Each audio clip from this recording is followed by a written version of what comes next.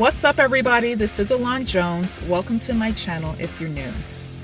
Today, I'm going to delve all the way into colorism and what is fueling and perpetuating the contention between dark-skinned people and light-skinned people.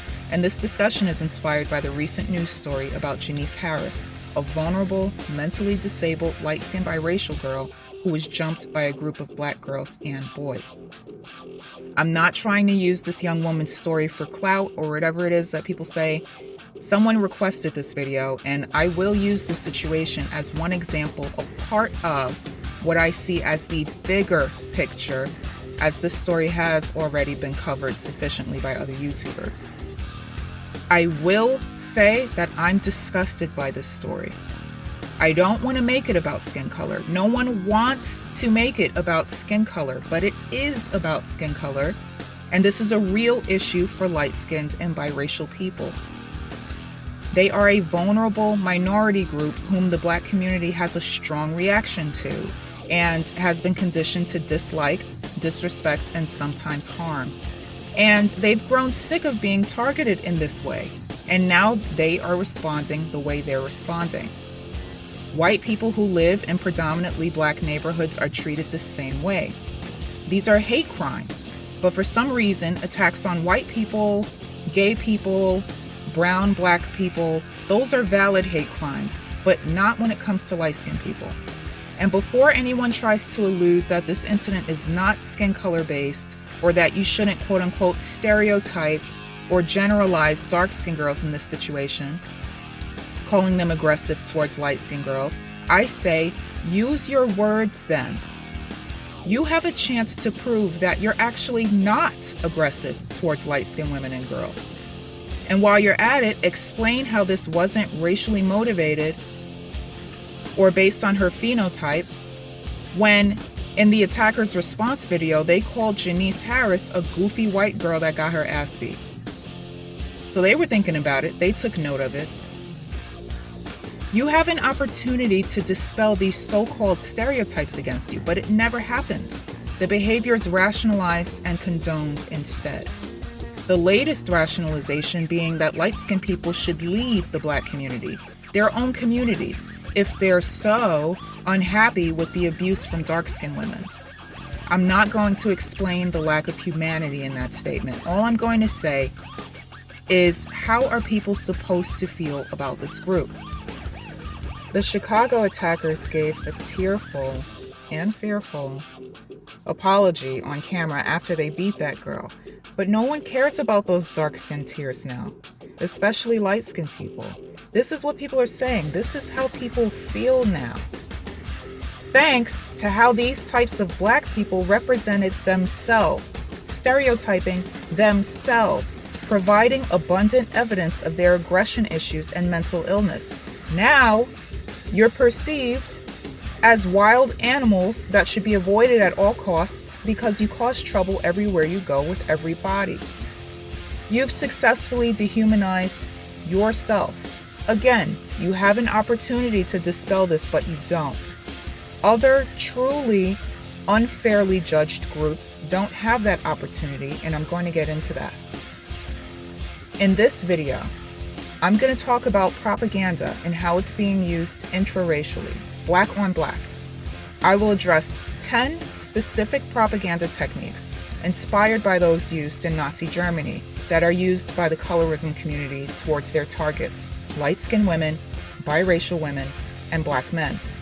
You may see in these examples, though, that similar tactics are used on various targeted groups. At the end of this video, I'll also be revealing the personality profile of those behind the propaganda. So let's get into it. First, let's define propaganda. Definition number 1. Propaganda is communication intended to shape perceptions, manipulate cognition, and direct behavior. So, shaping perception, manipulating cognition, how you process information. This means that under the influence of propaganda, you no longer think for yourself. You will think in the way that the propagandist wants you to think. Propaganda manipulates people into thinking that the ideology that they adopted was something that they chose through their own volition. Definition number 2, willful prejudicial manipulation of information, a form of persuasion that is often used in media to further some sort of agenda, such as a personal, political, or business agenda, by evoking an emotional response from the audience. Propaganda is essentially a marketing tool, and marketers, or such-minded people, utilize this. And generally, propaganda can be used for something benevolent or something malevolent. It's up to the propagandist to decide how they're going to use their intellectual capabilities. They're usually very analytical thinkers. They are usually left brain dominant thinkers, actually, who have the ability to craft a persuasive and seemingly logical plan to manipulate the masses. Keep in mind that propaganda deals with a pre-existing problem and offers a solution. In this case, the problem would be light-skinned and biracial people whom have always agitated the Black community, and also Black men, whom Black women have had problems with since maybe the 1970s.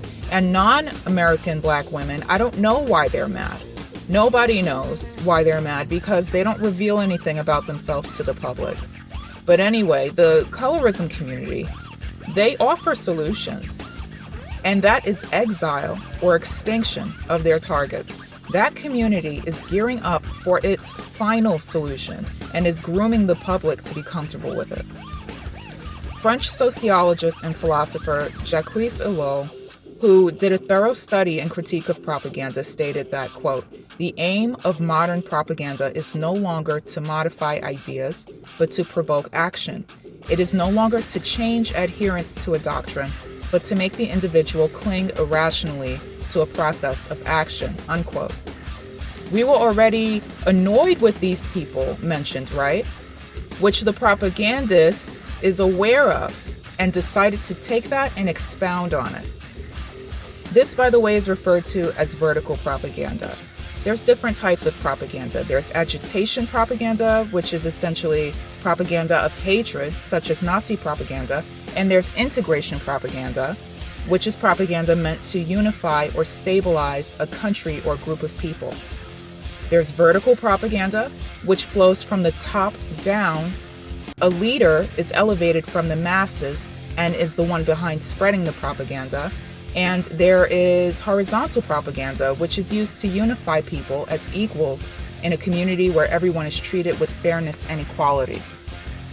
Now, for example, I can see horizontal/integration propaganda being used on this platform from well-meaning pro-Blacks who are trying to reshape the image of Black people and Black unity. They may put videos out about Black love or Black couples and Black pride and such. But on the other hand, they may also have fuck whitey content, which is agitation propaganda against white people. So there's that issue. And of course, the divestment and swirling communities are the opposite of integration propaganda, bordering on agitation propaganda. But when it comes to colorism, what type of propaganda do you think is at play there?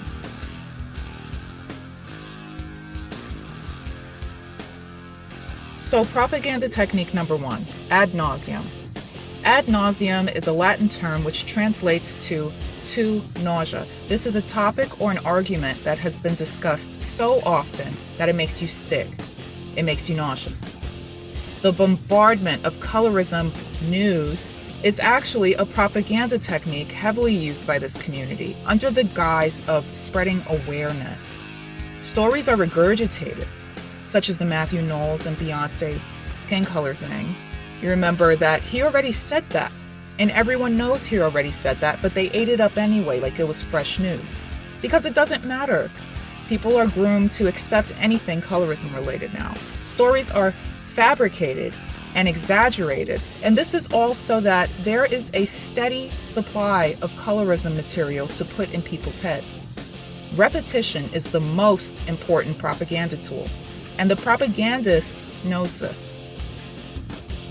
This is for the most part a collective effort from the handful of dark-skinned women who have the power of influence on these platforms. However, most of them do it for money, but the propagandist does not.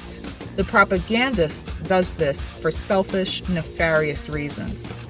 That's pretty dangerous, right? They don't even care about money. They just need money to survive, so they'll ask for it. But it's not about the money for them. It's about carrying out their plan. So ad nauseum is tireless repetition of an idea. An idea, especially a simple slogan that may begin to be taken as the truth.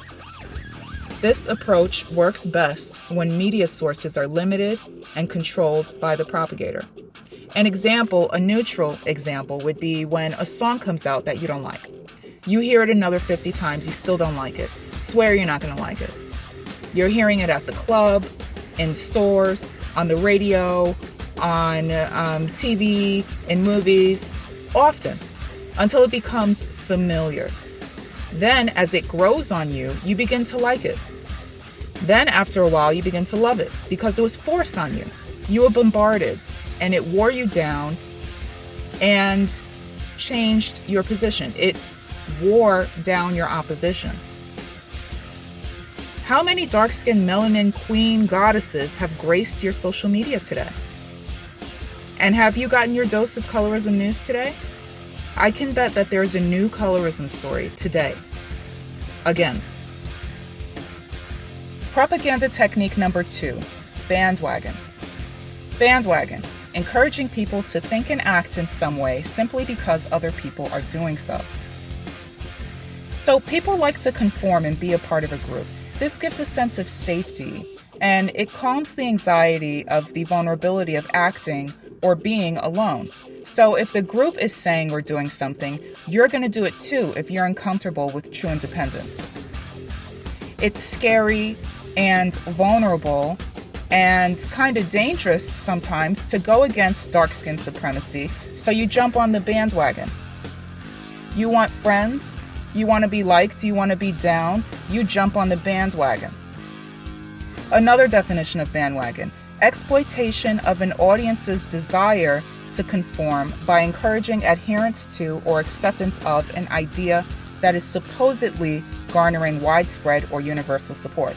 Now, how can the propagandists communicate to the target audience that widespread or universal support exists? By propaganda technique number 3, testimonials. Testimonial, publicizing of a statement by an expert, authority figure, or celebrity in support of an idea, cause, or product in order to prompt that audience to identify with the person and support the idea or cause, or buy the product. Think of all the celebrities in support of this movement. In the Black community, celebrity influence holds more weight than it should. Black people are hyper invested in celebrities, and therefore they become the perfect marketing tool. Also, the fact that other countries like Africa, Asia, India, the Middle East report colorism issues in their country, it speaks to that universal support, quote unquote, even though colorism exists in these other countries for reasons different from this one. For example, in Asia, lighter skin is preferred because light skin meant you were not a poor field worker, and you would have tan skin if you were a field worker, right? So you had lower socioeconomic status. If you were lighter, you were of a higher socioeconomic status. Things like that are extremely important to note. But there's no light shed on that because of propaganda technique number 4, card stacking. This is the reason why Janice Harris's story is not really being covered by quote-unquote pro-Black YouTubers. This is why nobody said anything about Ashley Lovelace and other Black girls who died. It's partly because of lack of interest, because they're not dark-skinned, but mainly because it would mess up the card stacking agenda. This is essentially cherry picking, but the card stacking term originates from gambling, where the card players would try to stack the deck in their favor. Card stacking is extreme bias. One side is emphasized and the other is repressed. This emphasis can be achieved through media bias, research bias, I've touched on that in the past, the use of one-sided testimonials, or by completely censoring or silencing the voices of critics. For instance, a light-skinned person speaks on colorism, they'll say that they're quote-unquote all lives mattering the dark-skinned person's claims, or maybe comments will be disabled or not allowed in a video, or a person will be blocked or called a troll if they respectfully disagree with the narrative, or they'll get flagged or their channel taken down. All instead of just refuting the message. And this cleans up their comment section, right? It cleans up their image, and it makes it seem like they're this elite group that does nothing wrong, which leads to propaganda technique number 5, snob appeal. Snob appeal, making a claim that one should think and act a certain way because of the high social status associated with the action or thought. So think feminism, swirling, hypergamy. You're a loser with low self-esteem if you don't practice these things. If you're a black woman, you're a loser for sticking with the black community. You must not think highly of yourself if you're not about this melanin supremacy swirling hypergamous lifestyle. You're shamed if you don't jump on that bandwagon. And they use images for advertising purposes that look totally different from the average real-life woman subscribed to this type of group. And that's how they get their message through to their target audience. Posters. Posters using symbolic imagery. Today, I consider Instagram to be the most effective medium for brainwashing because of the setup of that site and because it has the attention of the youth. With Instagram, you're shown so many images at one time. It's like infinite. And if something's trending, you'll be bombarded with images of it. And here you can really see the ad nauseum technique play out. And it's important to note that the most effective propaganda makes sure to focus on influencing the youth. They are very impressionable and easy to brainwash. There's a lot of them. They can get loud when they want, and they're the future. The propagandist knows this, and they pander to the youth. Instagram is where most of the propaganda imagery is pushed, and slogans, another propaganda tool, are used. Propaganda technique number 6, sloganeering. The use of brief, memorable phrases to encapsulate arguments or opinions on an emotional rather than a logical level. Slogans are an advertisement tool. Slogans are used in advertising to represent a product. The slogans and imagery from the colorism community are straight up marketing methods used under the guise of quote unquote positive or corrective promotion, or as a form of long overdue self-love, when really it's a strategic and manipulative technique used to force people to think a certain way. The type of images they use depict dark-skin supremacy. Dark-skinned people are usually compared to lighter-skinned people as superior in these images also. And dark skin is often regarded as the best and most superior type of skin, and people with that skin are depicted as saints and gods. Which leads me to the next propaganda technique, deification, number 7. Deification is when an idea is made to appear holy, sacred, or very special, and therefore above all law. Any alternative points of view are thereby given the appearance of treason or blasphemy. With a setup like this, how could any black person be against images like these, especially a dark-skinned person and especially a dark-skinned black woman? Remember the snob appeal and bandwagoning. It would seem like you hate your own kind or yourself if you're not down with it, or the colorism movement. So you're forced to accept that you're a dark-skinned god. Going further, this speaks to a certain school of thought about skin color-related superiority, melanin theory. Melanin theory, a claim in Afrocentrism that a higher level of melanin is the cause of an intellectual and physical superiority of dark-skinned people. By this theory, melanated people are the most superior in the world, and the more melanin you have, the more superior you are. It's considered a Pan-Africanist theory. Only people from the motherland have this much melanin in their skin. This is why everything now is melanin this, melanin that. It's sloganeering, and it's derived from this Afrocentric theory. By the way, it's considered a racist pseudoscience. I mentioned in another video that these types of black people who believe in stuff like this tend to fight racism with racism, and I don't believe in that tactic. This is not mere pride of one's skin, this theory. This is a supremacist ideology, exactly like the eugenics movement.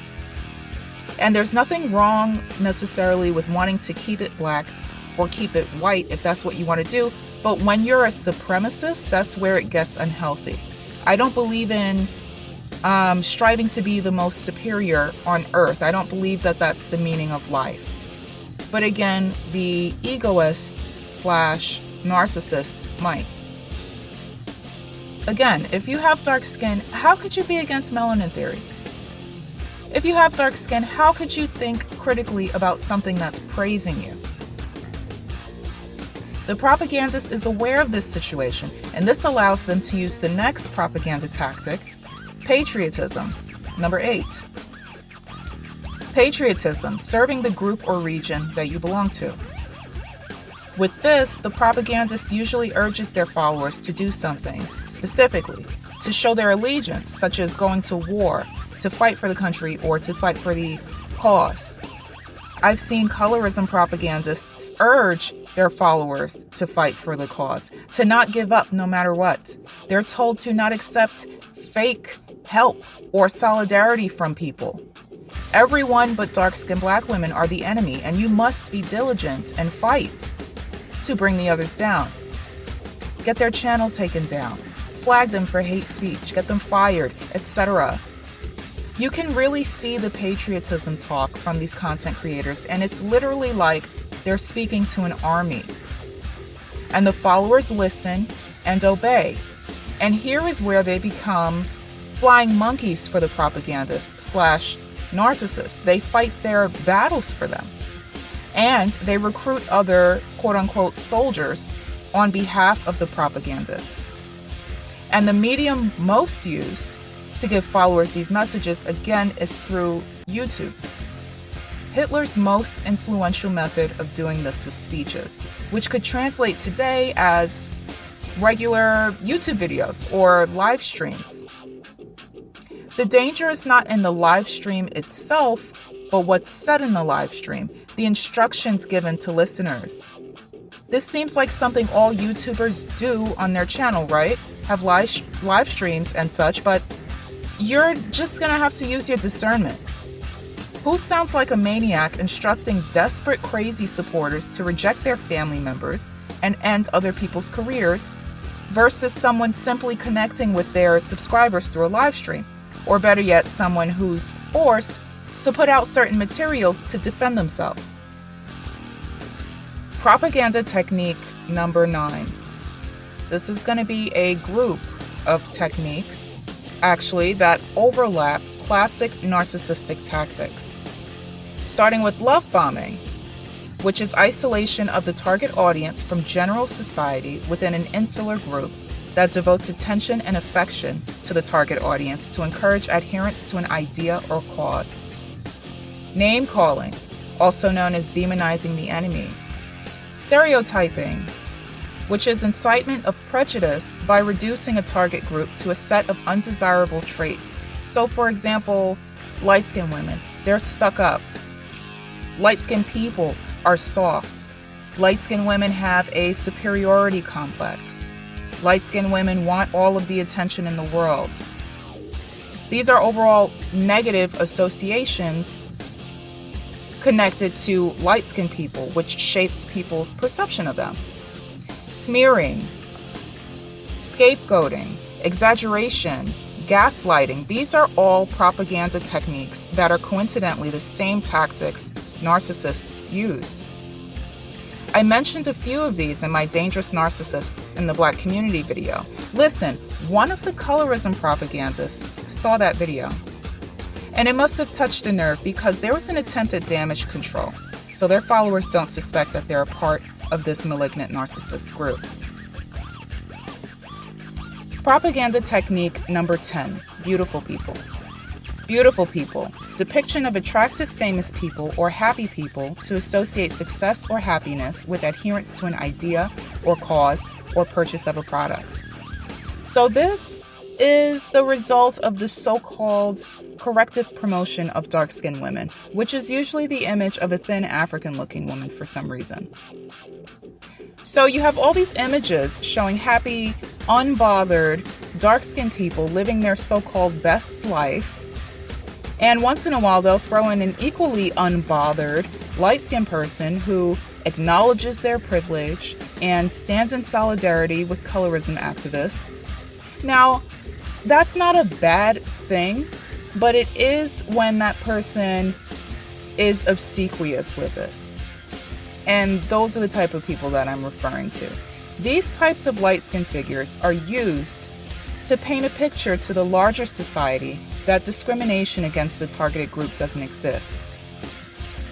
This beautiful people technique was used in 1944 Nazi Germany when Hitler made a propaganda film called The Fuhrer Gives the Jews a City.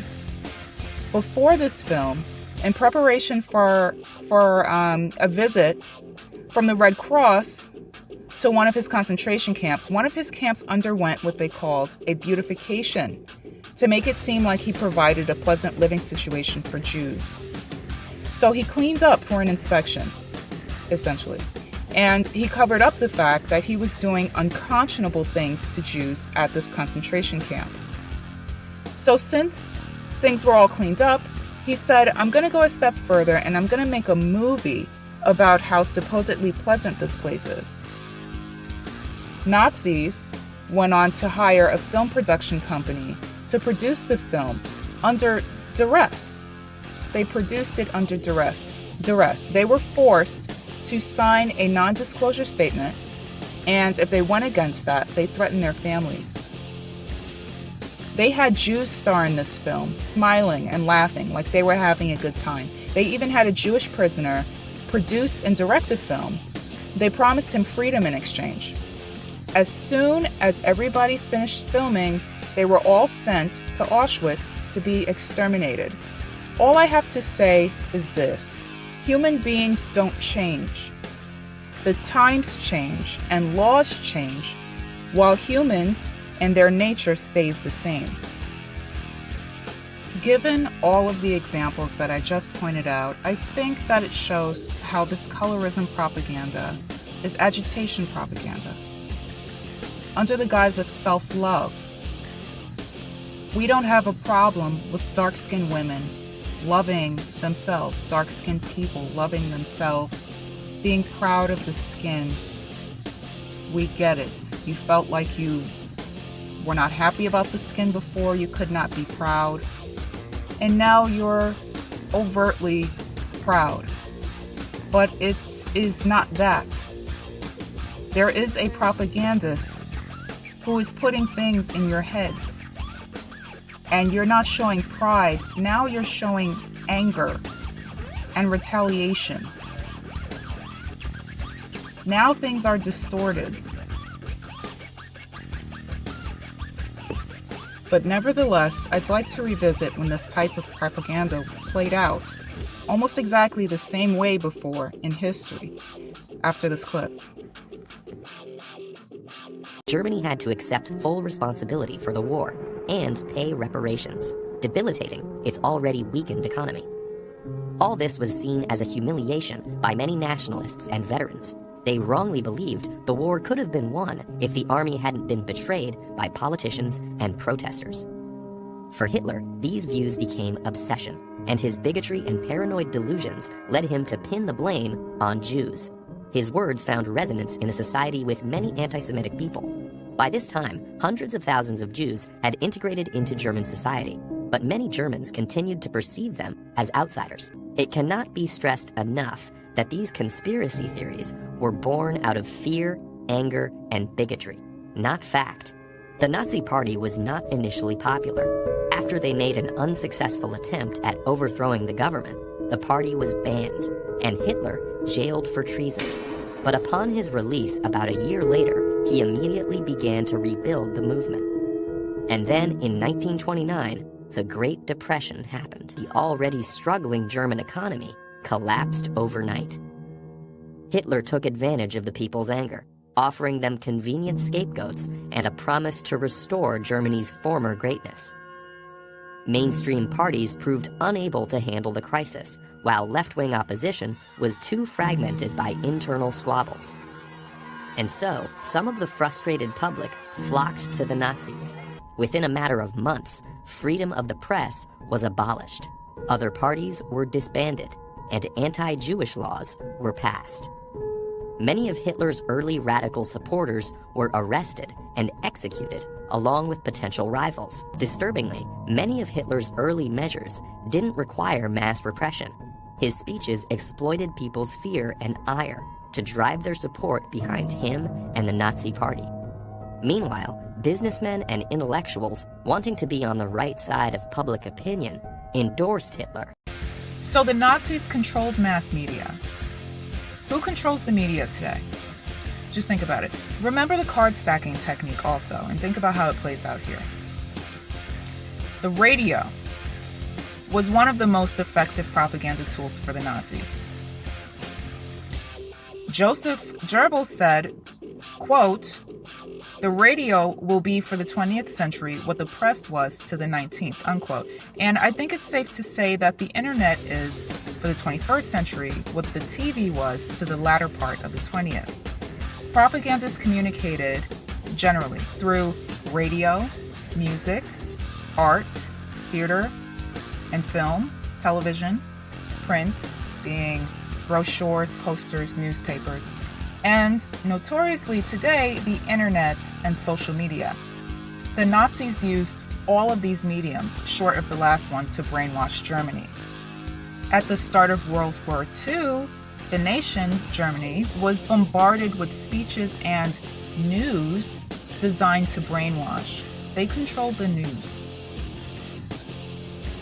Around this time, the German government subsidized millions of cheap radios so that every home could have access to the message that they wanted the masses to hear.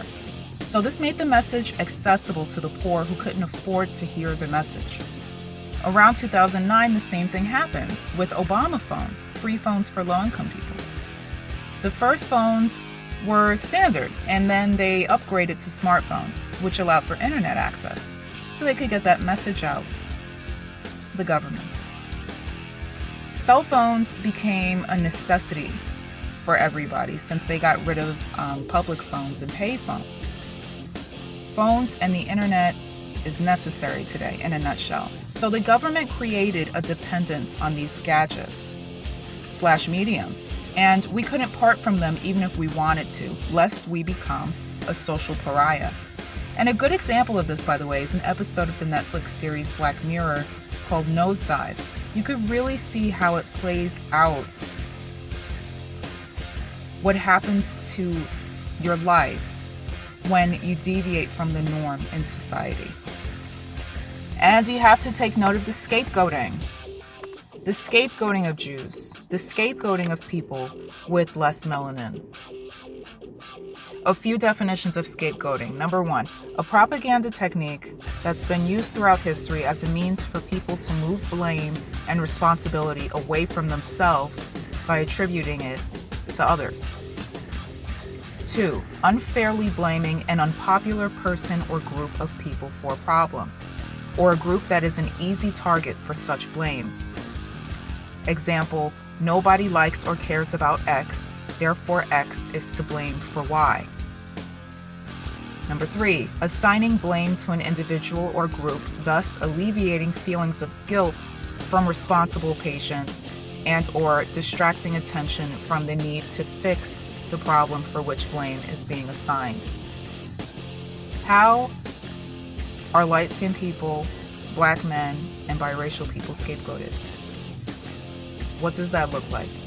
What effect did that have on black society? This resulted in the denial of this group of people's humanity. The propagandist knows that their followers have a propensity for rage and extreme hatred. The propagandist over time grooms their followers to become callous towards the targeted group until eventually misfortune or death of that group phases no one. So in the aftermath of all of this, we think, why? Why would someone like Hitler, for instance, lead a movement like this? Let's finally look at the personality and see. First, understand that the narcissist doesn't see anything wrong with the way that they are. They're proud of their narcissism. It's well known in the psych community that narcissists don't try to cover up the fact that they're a narcissist. They're proud of it. They see their narcissistic ways as a sign of strength and power. Their egos are very proud of that. They say that if you want to know if someone's a narcissist, just ask them, and they'll say yes, of course. They think it's a good trait. Which is why Adolf Hitler and his sidekick were so forthcoming about their propaganda methods leading up to the extermination of the Jews. This type of propagandist's goal is to be seen, to get attention, because that would mean they're no longer a nobody. And they pride themselves on the attention that they receive, even though they're aware that they're only getting this attention because they're the cause of the genocide of human beings. That's pathetic. The malignant narcissist does things like this just for the sake of doing it. Sometimes that's the psychopath. But for the most part, the other type of malignant narcissist, they do it because they were a nobody with low self-esteem who was never seen, and they were uncomfortable with that. They want power so they don't have to feel like a nobody anymore. But remember, that shame of being a narcissist, or a nobody, is always with the narcissist. The narcissist does all these things to run away from the core self. On top of being a nobody, Hitler was also what's called an INTJ. Hitler's personality type is actually debatable according to some, but I've seen some respectable assessments out there on his personality type, and I agree with them, and they classify him as an INTJ. There's a personality type classification system called the Myers-Briggs Type Indicator, for those who may not know, and it is MBTI for short. And it describes 16 different personality types in terms of how an individual perceives, experiences, and understands the self and the outside world. I prefer classic DSM diagnoses. This one is a little new agey for my taste, and I don't use it. But nevertheless, an INTJ propagandist will have a low opinion of the masses. They think that the masses are stupid, that the people that follow them are idiots, especially if they dare to disagree with them. INTJs are branded as evil masterminds, also architects and scientists. They're often called robots. They learn feelings like other general information. Their feelings are logic-based. They have a low EI, low emotional intelligence. They're indifferent to others' emotional needs. They can't stand emotionality in others. They're described as cold and distant, and they reject accountability. They dismiss reactionary feelings towards them that are a result of the havoc that they have caused. They rationalize bad behavior with logic. They do not like to be spontaneous or take risks. They do not have many friends and are usually single long term. They don't like people, reportedly, and they cannot sustain relationships. They also have a talent for analyzing and formulating complex theories.